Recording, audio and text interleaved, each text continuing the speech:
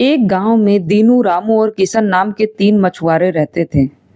वे रोज सुबह शहर जाके मछलियां बेचते और शाम को सामान के साथ वापस लौट आते थे। एक शाम उन्हें लौटते लौटते देर हो गई और रात हो गई। वे रास्ता भटक गए और पास के गांव के जंगल में जा पहुंचे।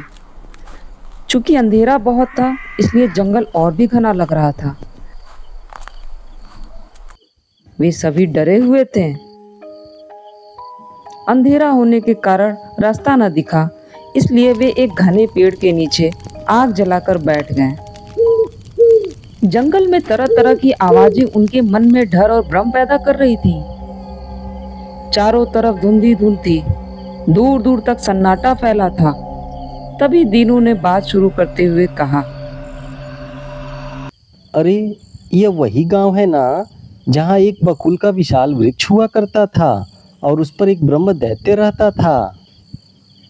तभी किशन बोला, हाँ, लोक कथाओं की माने तो करीब 200 साल पहले यह घटना यहीं घटी थी और धीरे धीरे ब्रह्म दैत्य ने कहानियों का रूप ले लिया।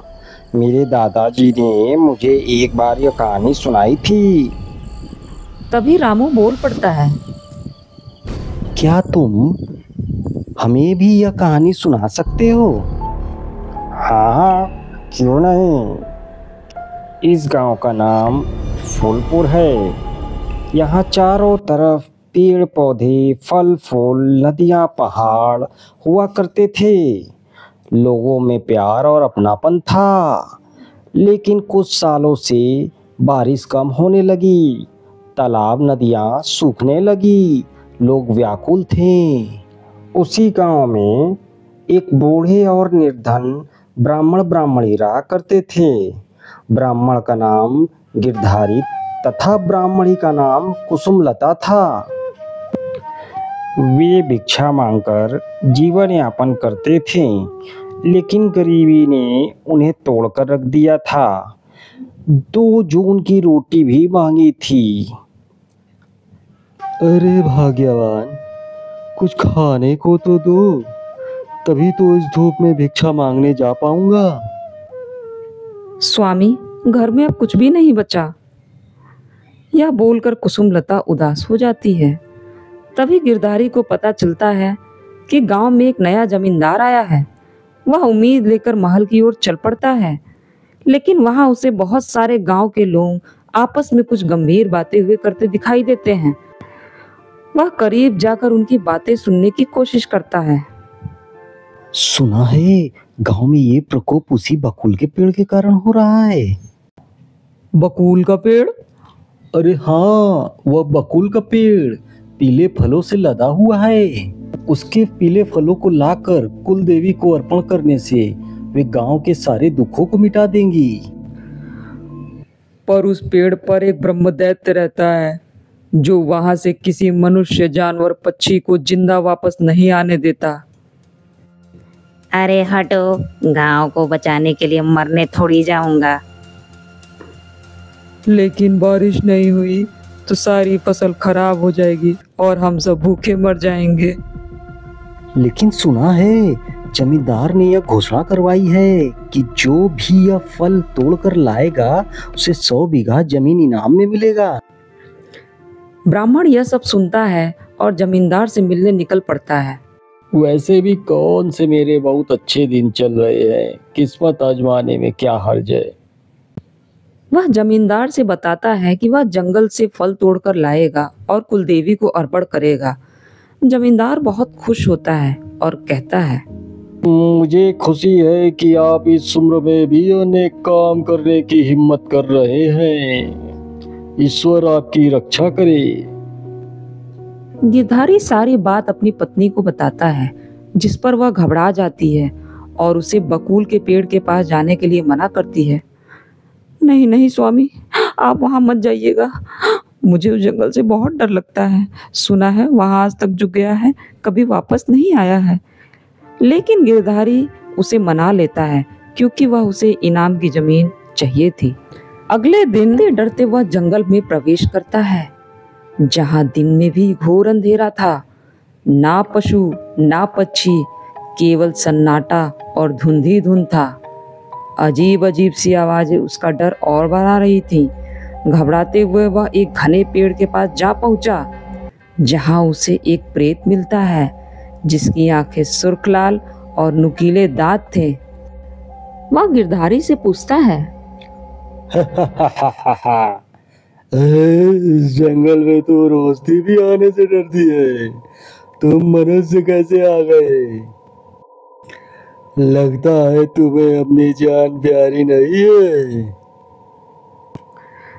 गिरधारी बड़ी विनम्रता से उसे ब्रह्मदैत्य का पता पूछता है और उसकी जान बख्श देने की विनती करता है, जिस पर वह प्रेत एक खूंखार हंसी हंसता है और कहता है,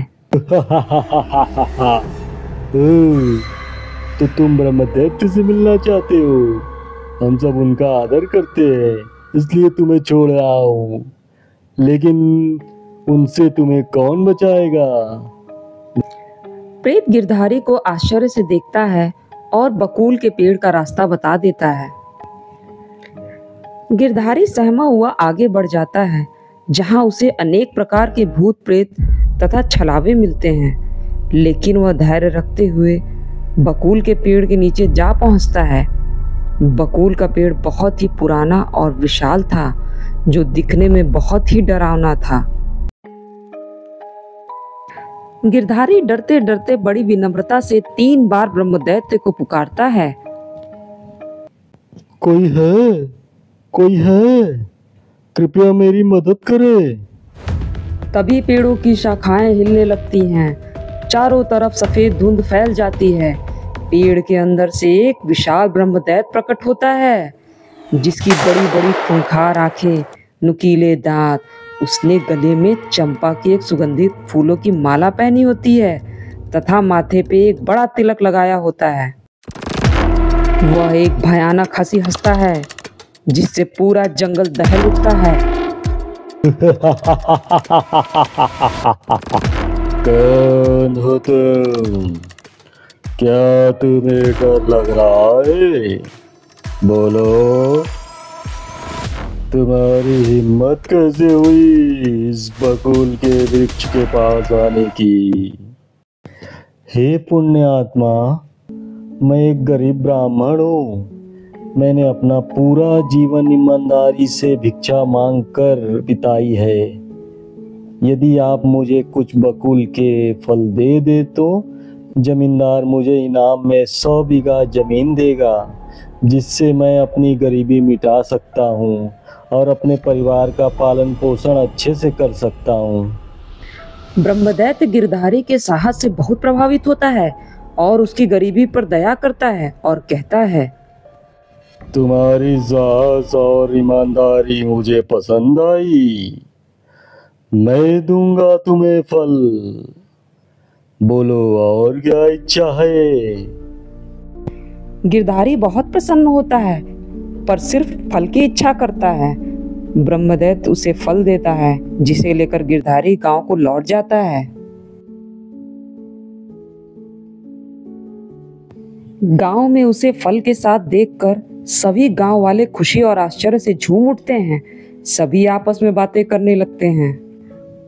गिरधारी जमींदार को फल देते हुए कहता है, लीजिए मालिक, मैं जंगल से बकुल के फल ले आया।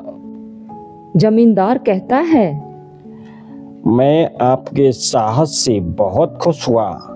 गांव में आपका ये साहसिक काम सालों तक याद रखा जाएगा।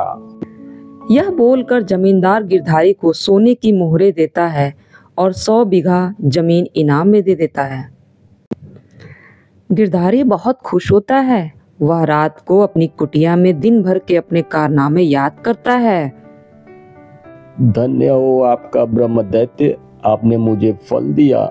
मैं आपका हमेशा आभारी रहूंगा। वह दूसरे दिन अपने खेत को देखने जाता है, लेकिन बहुत चिंतित हो जाता है, क्योंकि खेत पूरी तरह से गेहूं से लदे हुए थे। लेकिन गिरधारी के पास ना तो खेती करने का साधन था, ना ही कोई मित्र था जो गेहूं की कटाई में उसकी मदद करे। ऐसी स्थिति में वह ब्रह्मदैत्य को याद करता है। एक वही था जो उसे इस संकट से निकाल सकता था। वरना वर्षा से सारी फसल बर्बाद हो जाती। थक हार कर वह जंगल में बकुल के पेड़ के पास जा पहुंचता है और ब्रह्मदैत्य को 3 बार बुलाता है। इस बार ब्रह्मदैत्य एक बरगद के पेड़ के रूप में प्रकट होता है, जिसका एक भयानक चेहरा होता है। वह गिरधारी से पुनः आने का कारण पूछता है, जिस पर गिरधारी अपनी सारी परेशानी बताता है। ब्रह्मदैत्य उसकी सारी समस्या सुनता है और कहता है, चिंता मत करो, मैं अपने भूतों से कहकर तुम्हारी सारी फसल कटवा कर गोदाम में रखवा दूंगा। तुम निश्चिंत होकर लौट जाओ। गिरधारी के मन में एक बात आती है।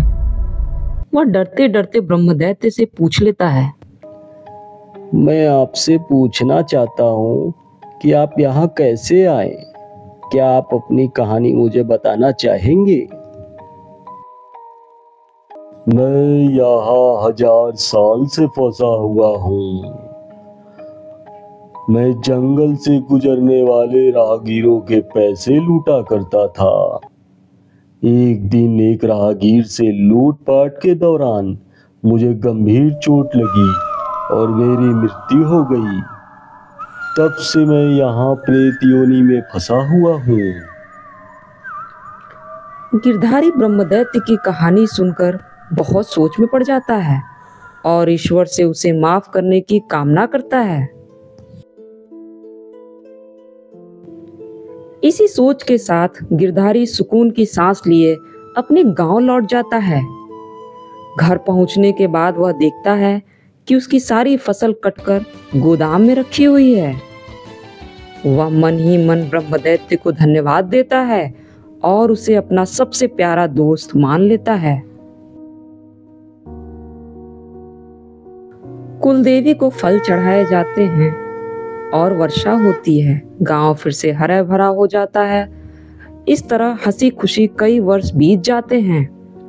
एक रात गिरधारी अपनी कुटिया में सोचता है, मुझ पर देवी देवताओं ने इतनी कृपा की, मुझे उन्हें धन्यवाद देने के लिए 1000 ब्राह्मणों को भोजन पर बुलाना चाहिए और गांव वालों को भी भोजन कराना चाहिए। गिरधारी के पास भोज की इतनी सामग्री न थी। इस स्थिति में उसे अपने मित्र ब्रह्मदैत्य की याद आती है। अतः वह ब्रह्मदैत्य के पास पहुंच जाता है और उसे 3 बार पुकारता है। गिरधारी ब्रह्मदैत्य से 1000 ब्राह्मणों को और गांव वालों को भोजन कराने की अपनी इच्छा जाहिर करता है और सहायता मांगता है, जिस पर ब्रह्मदैत्य उससे पूछता है, बड़े दिनों के बाद आए हो गिरधारी, कैसे हो तुम? गांव में सब कैसे हैं? ठीक हूँ, गांव में वर्षा हो रही है, सभी अच्छे हैं। आप कैसे हैं? हजारों वर्षों से इस प्रेत योनि में फंसा हुआ हूँ, कैसा ही होऊंगा। खैर, तुम निश्चिंत होकर घर जाओ। भोज की सारी सामग्री घर पर उपलब्ध हो जाएगी। जाओ। जिसे सुनकर कुसुमलता उससे कहती है,